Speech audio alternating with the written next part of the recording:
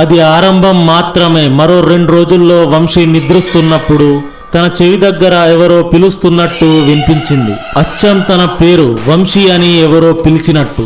భయంతో లేచి కూర్చున్నాడు. ఆ రూమ్ లో తను తప్ప ఇంకెవరూ లేరు. వంశీ భయంతో చుట్టూ చూస్తున్నాడు. మంచం కింద ఎవరో ఉన్నట్టు అనిపించింది.